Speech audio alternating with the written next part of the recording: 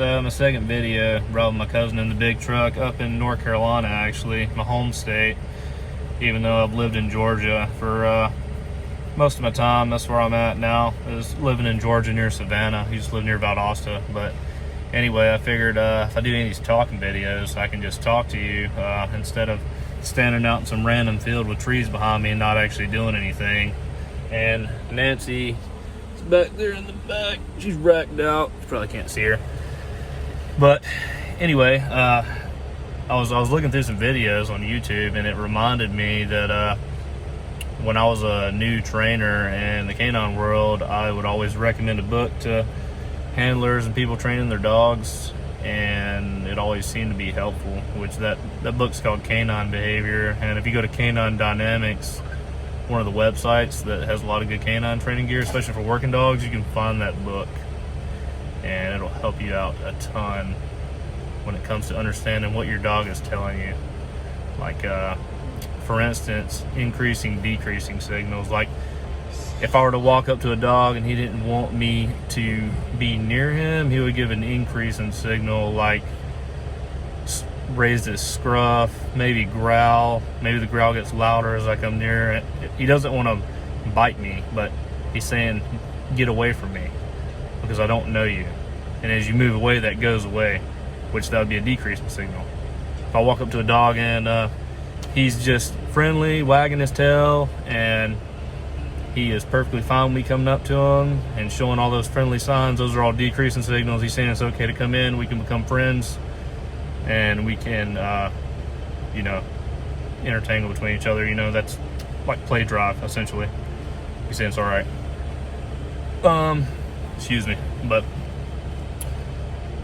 yeah, that's really good stuff to know, especially if you're training a dog, because one of the videos I'll strictly get into like conflict resolution and like how to notice conflict in a dog, because once you develop some conflict in a dog, it's hard to extinct that behavior. So it's easier just not to create conflict to begin with. That's why I like know when you're training your dog and like what their limits are and what they can and can't take on per se. And some of this stuff I have like visuals because I've wrote it out, so if you get into something and it gets confusing or hard to understand, then I can write it out as a pictorial to make it easier to understand. Also, going back to my first video, I know I mentioned working dog radio, and because I'm wearing a working dog radio shirt, you can see it's hard to see, writing's kind of faded on here, but I didn't mean not to watch their content or their podcast. I was just saying, if you're new to dog training, it's going to be very interesting to you, but it'll be over your head. So definitely support them, because they're a small business in the canine world. And Alicia Brandt, who co-founded the podcast, she paints muzzles, which are really cool. They have all kinds of designs on them. They're out of Oklahoma. Pretty cool company. I've been following them ever since they started. Been following her ever since she started painting muzzles. Yeah, that's so definitely they're great. I listen to their podcast all the time. It's always like learning new things in the canine world. Always researching and trying to figure out new things.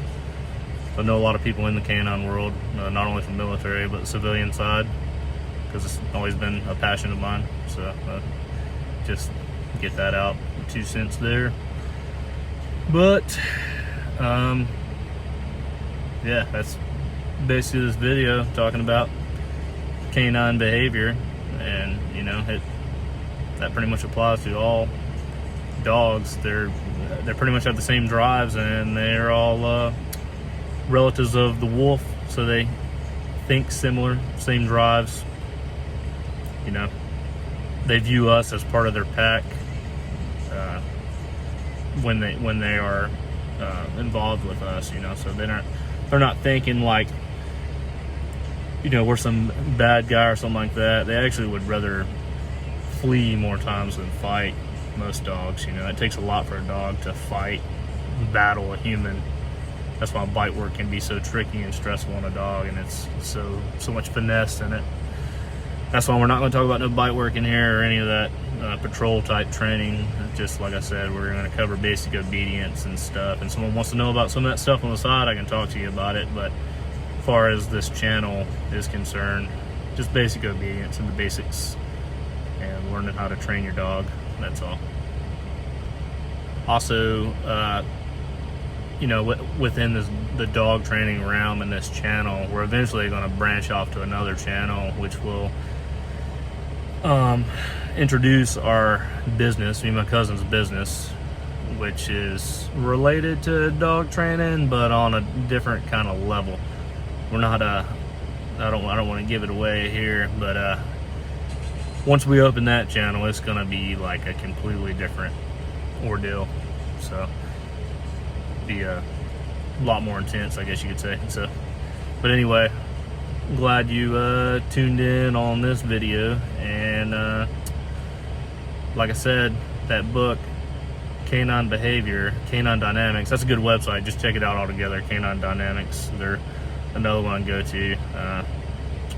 I don't really, there's some canine websites I don't really like because they just make cheap generic stuff, and I've tried out a lot of different gear and found that it doesn't really work that well. So Canine Dynamics is the one that has good stuff for all your canine training needs. And I could name a few more, but we'll get into those in other videos and stuff. And thanks for following this video, and like, subscribe. Like I said, you can comment if you have any further questions, DM. Have a good night.